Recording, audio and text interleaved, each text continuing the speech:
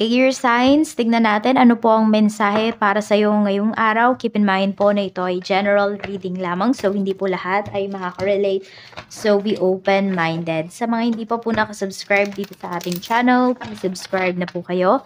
And palike na din po ng ating video. At sa mga nice pong mag-avail, ng ating private readings, ng ating Evil Eye Amulet, ng ating Tiaras Bracelet, makikita nyo po yung link sa description box. Tarot Intentions by Aliana Reyes. Okay?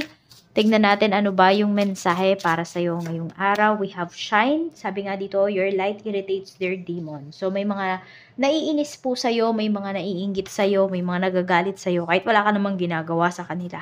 Kasi nga, ayan, yung aura mo pa lang, nako, kinakainggitan na nila. Yung aura mo pa lang, yung makita ka pa lang nila, yung presence mo pa lang, natatakot na sila sa kung ano mga pwede mong gawin, 'di ba? Para mas mapaunlad pa yung life mo, air signs. Kaya keep moving forward. We have running, yan, 'di ba? So, kung napapansin mo din, kasi iba sa inyo malakas yung pakiramdam po ninyo, if napapansin niyo yung isang tao is hindi talaga kayo like nung tao na yon, o dilayuan po ninyo. Hindi niyo naman kailangan makisama. We have hustling. Tuloy-tuloy lang kayo dito. Naku, mas lalo pa talagang maraming maiinggit sa iyo, air signs, lalo na pag nakikita nila yung efforts mo pagdating dito sa ano mo, sa trabaho mo, pagdating dito sa mga ginagawa mo para mapaunlad pa yung life mo. Basta ano ka lang dito, tahimik ka lang sa mga gagawin mong mga hakbang pa. Tignan natin ano pa yung mensahe para sa'yo. Tignan natin. Yun, pag umuunlad yung life mo, ang dami din talagang hindi natutuwa. Sabihin natin, hindi naman, yung iba sa inyo, hindi naman sobrang unlad yung life ninyo. Pero pag alam mo yung parang nakaka-recover kayo, air signs, ayan, or mayroon kayo nare-receive na money, ang daming hindi natutuwa. So, protektahan nyo po yung inyong sarili. Tingnan natin, ano pa yung mensahe. Ano pa yung mensahe para ngayong araw? Ano pa po ba yung pwedeng mangyari kay air signs ngayong araw na ito, spirit guide?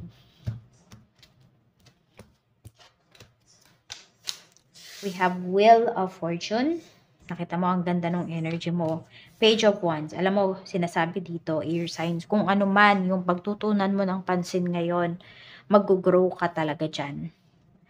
We have the Hermit. Ayan, no? More on attention mo yung sinasabi dito. So, saan mo ba ibibigay yung focus mo ngayon? Ibibigay mo ba yan sa mga tao na ayaw sa'yo or dun sa mga tao na nakakatulong sa'yo? The Empress. Alagaan mo din, hindi lang yung iyong physical health, even your mental health and your emotional health. So, yung mga pagsisikap mo dito, magbubunga talaga siya. Wag po kayong wag kayong mapapagod. So yung iba man sa inyo ngayon, kung feeling nyo ay parang yung pinagfo-focusan ko walang nangyayari doon. So kasi hindi naman daw yan easy. 'Di ba? Hindi naman daw yan isang bigla. Yun yung sinasabi sa iyo dito ni Universe. Tignan natin ano pa yung mensahe para sa iyo. So, efforts talaga, okay? Be consistent. Huwag kayong mapapagod dun sa mga efforts na binibigay ninyo. Kung wala man kayo nakikita ngayon na progress, meron at meron po yan. Tignan natin ano pa yung mensahe.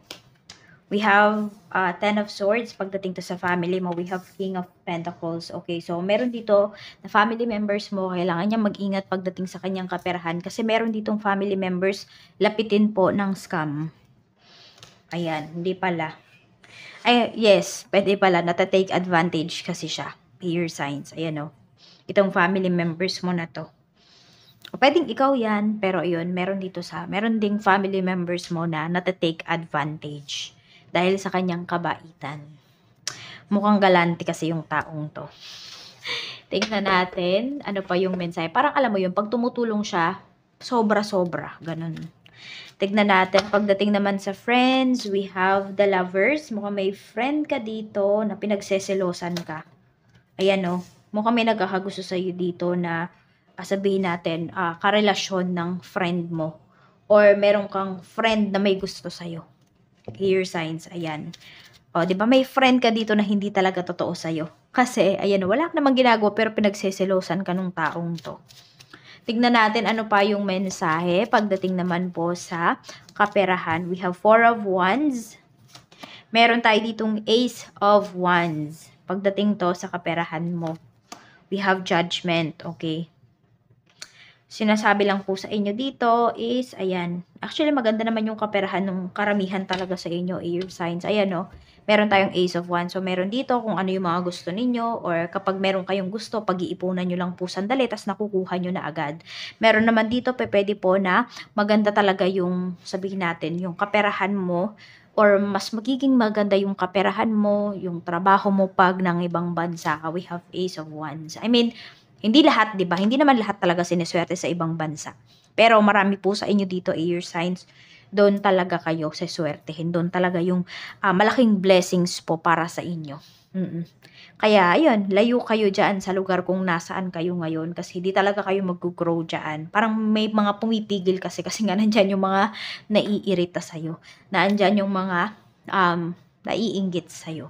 Tignan natin ano pa yung mensahe pagdating naman po sa iyong ayan, sa mga nag-apply naman ng trabaho. 5 of Swords, medyo alanganin pa. Oo, yung iba po sa inyo. Ganito lang daw. Kasi yung iba sa inyo parang nag-share pa kayo na nag-apply kayo sa ganito. Uso talaga ngayon yung evil eye.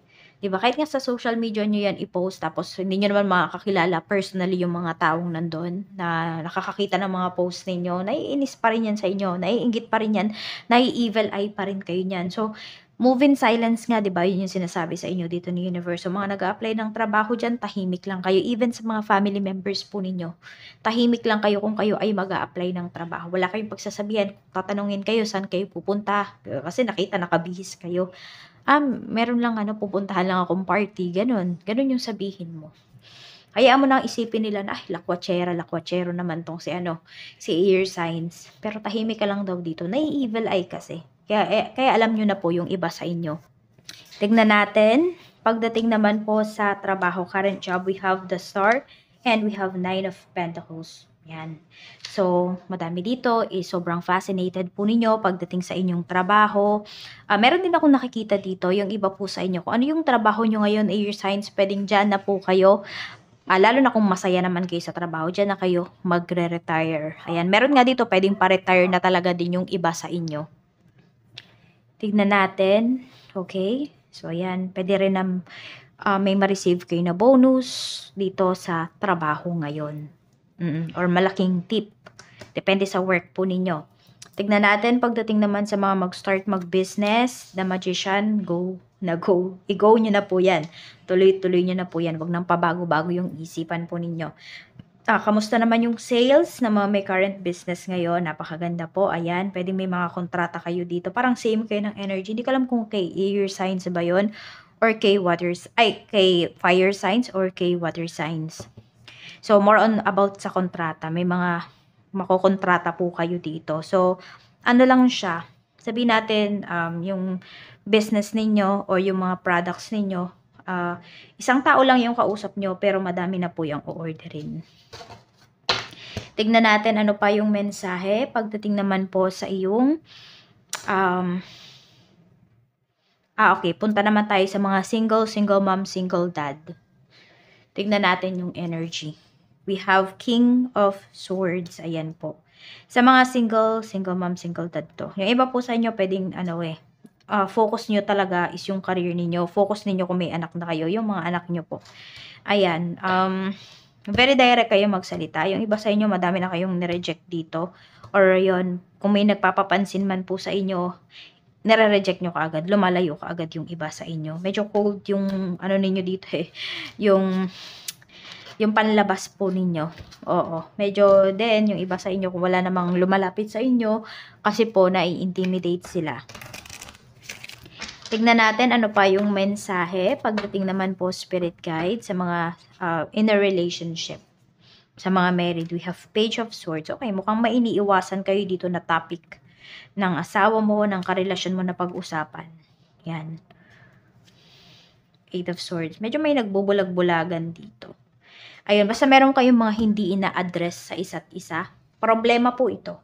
Pero, yun, parang nagbubulag-bulagan. Parang, okay na yan, ganito, ganyan. Parang napag-usapan lang pahapyaw, tapos okay na yan, sige, ganito, ganyan. Ganun lang lagi yung nangyayari. Yan. Hindi nyo mapalalim yung usapan po ninyo towards dun sa isang problema na kailangan ninyong ayusin. More on nagbubulag-bulagan talaga. So, we have number 20, 21, 46, 35, 11, and 7.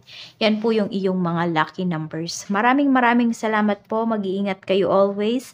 And more blessings to come.